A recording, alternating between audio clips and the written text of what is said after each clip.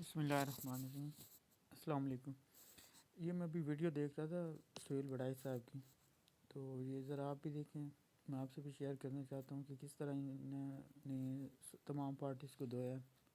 آپ بھی ذرا دیکھیں۔ خیر صاحب نے آ کے جمہوریت کی بات کی، لیکن یہ بھول گئے کہ ان کے والد محترم جنرل غلام عمر صاحب وہ پاکستان کو جو آج اس جگہ کھڑا ہے فوج کے کردار کی وجہ سے، اس میں وہ پلر تھے جنہوں نے سب سے پہلے پیپلز پارٹی کے خلاف، عوامی لیگ کے خلاف اور اس وقت کے عوامی نمائندوں کے خلاف سازشیں کی، پیسے بانٹے، اور ان کا سب کا ثبوت موجود ہے۔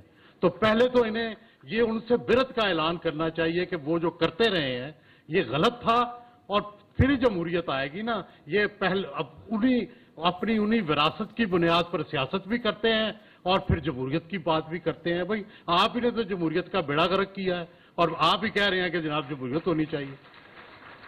پھر آتے ہیں جماعت اسلامی کی طرف، ماشاءاللہ جمہوریت کی بات کر رہے ہیں۔ اور بھائی آپ تو مارشل لا کی بی ٹیم تھے، آپ تو جنرل ضیاء اللہ کے ساتھی تھے، ٹھیک ہے۔ آپ تو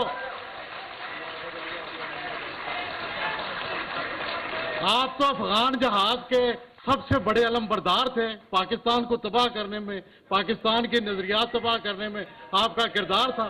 تو تو میں یہ کہنا چاہتا ہوں کہ آپ ان سے کم از کم یہ تو کہیں کہ یار ہم نے ماضی میں بڑی غلطیاں کی ہیں۔ آپ کون سے الیکشن کراتے ہیں؟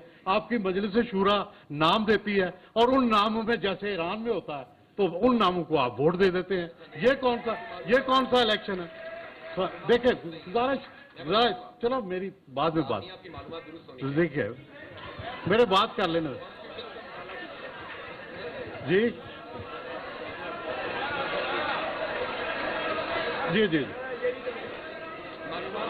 نہیں آپ اپنا وضاحت کر دیجیے گا، وضاحت کر دیجیے گا۔ جی او اچھا، ذرا ایک منٹ ٹھہر جائیں اور ٹھہر جائے۔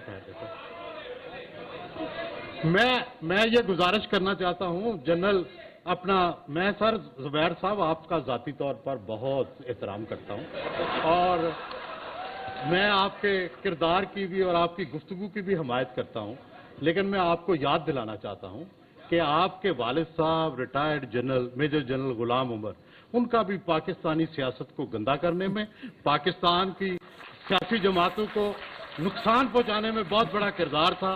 وہ جنرل یحییٰ خان کے ایڈوائزر تھے اور انہوں نے پیسے بانٹے سیاستدانوں میں۔ تو آپ کو بھی ان کی جو کردار تھا غیر جمہوری، اس سے برت کا اعلان کرنا چاہیے۔ اور میں یہاں گزارش کرنا چاہتا ہوں، میرا خیال ہے اگر یہ آپ کرتے جہاں مجھے رائٹ آف ریپلائی بھی ہوتا تو پھر آسان ہوتا۔ نہیں ٹھیک ہے، لیکن آپ نے بات کر لی، ہمیں بھی کرنے دیں۔ گزارش یہ ہے کہ پھر آ جاتے ہیں جناب فاروق ستار صاحب کی طرف اور ایم پی ایم۔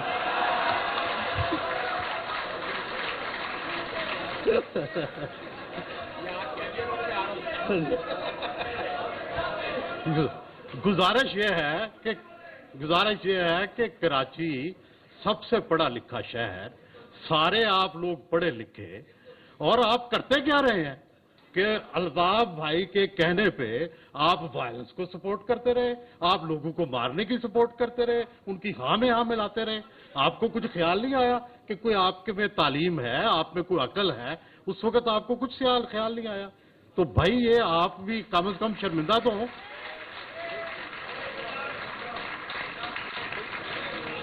اور پھر میں جناب گزارش کرنا چاہتا ہوں زبیر صاحب سے پھر کہ مسلم لیگ نون، آپ ان کے گورنر رہے ہیں تو سن لیں بھائی، گزارش یہ ہے کہ جو کام عمران خان نے 2018 میں کیا تھا اس دفعہ آپ وہ کر رہے ہیں۔ بھائی وہ اسٹیبلشمنٹ کی گاڑی میں بیٹھ کے آیا تھا اور سب کو روند کے جو ہے انہوں نے اس کو وزیر اعظم بنا دیا، اب آپ یہ کر رہے ہیں۔ تو بھائی کیسے جمہوریت؟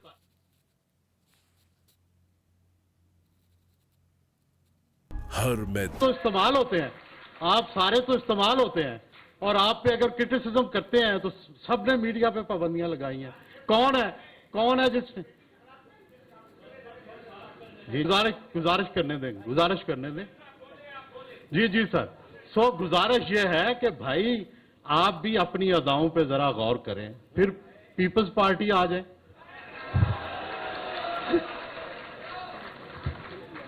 भाई आपने दो लीडरशिप की कुर्बानियां दी, बड़ी बात है। वाहिद पार्टी है जिसने अपने लीडरशिप की कुर्बानी दी, लेकिन अब आप क्या कर रहे हैं? अब आप तो फौज के जो है वो सेकंड क्या थर्ड कमांड के सामने भी झुक के आप सियासत कर रहे हैं। क्या ये अवामी सियासत है? क्या ये आप इससे महरूम तबकात जो हैं उनको आपको फायदा देंगे? तो भाई बुनियादी बात यह है कि हम तो आप सियासतदानों के हमेशा खैर खा रहे। मैंने अपनी जिंदगी भर किसी सियासतदान पर कभी इल्जाम नहीं लगाया, कभी कोई उसका स्कैंडल नहीं किया, क्योंकि मैं सियासतदानों की इज्जत करता हूं। लेकिन सियासी जमातों का क्या यही किरदार होना चाहिए हमारे मुआशरे में? क्या यही जमहूरी किरदार है? हरगिज नहीं।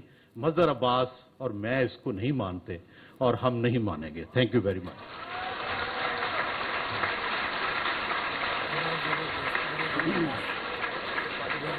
सारे दोस्त मिल करके खुद पर जो तनकीद